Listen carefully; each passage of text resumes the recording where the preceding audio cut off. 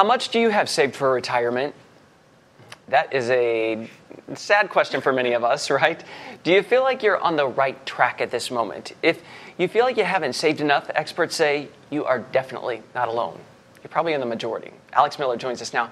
Alex, I think a lot of us, we start saving later than we plan to. I didn't start saving until I was 30, and I think many other people start then or later, right? So out there, a lot of people are saying, you got to get on the ball because they don't feel so good. Oh, absolutely. You're definitely not alone if you haven't started saving yet. Nearly 90% of Americans say they're not comfortable in what they've done so far, and 1 in 5 say they haven't even started saving at all. And many, not just because they don't have the money, but also because they just don't know where to start. There's so many options and they don't know what to do.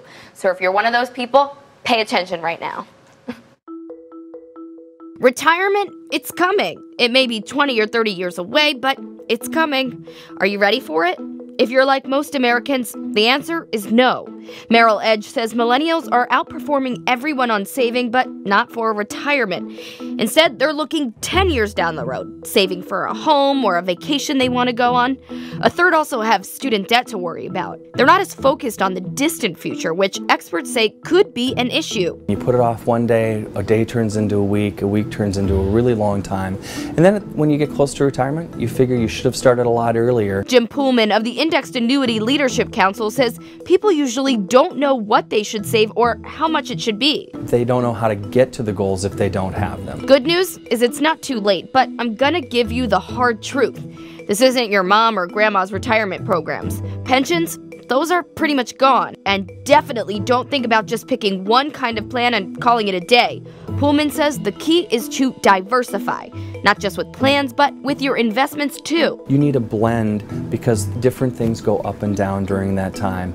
And so putting your eggs all in one basket it can be dangerous. So let's get back to those retirement plans. You've probably heard of a 401k. It's a tax-free plan you can contribute to and your employer usually matches up to a certain percent. Poolman says this should be your first level of savings, but you need more. It is not a pension. It is a set pot of money that you have to live on when you retire. Once you've used it up, it's gone. He suggests an index annuity. What's that? I hadn't heard of it either. Poolman says it's a conservative savings vehicle that will give you a guaranteed check at retirement. It's close to investing in the stock market, but you can't lose money. Whether you live to be 65 or 105, you'll have that steady check every month. And because Americans are living longer, you're probably going to want those checks. Poolman says retired Americans are spending $500,000 on healthcare alone after they stop working. It's one of those expenses that people don't consider when planning for retirement. So the moral of the story is start now. Putting just a little bit of extra money away every month and checking your investments every year can make a big difference now and when you finally clock out for the last time.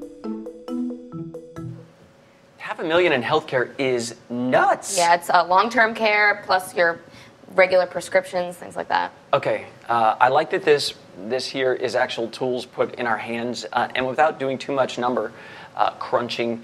So I've heard that you should do about 15% of your salary as you go along. But you also found out that might translate to, what, 8 times your final salary? Yeah, which is kind of confusing because you don't know what you're going to end up making. But that's what some people say to use as a rule of thumb if you want to continue the current lifestyle you are living in your, mid-30s, 40s, 50s. But the reality is some people look forward to retirement. Some people want to travel, buy a home, buy a vacation home.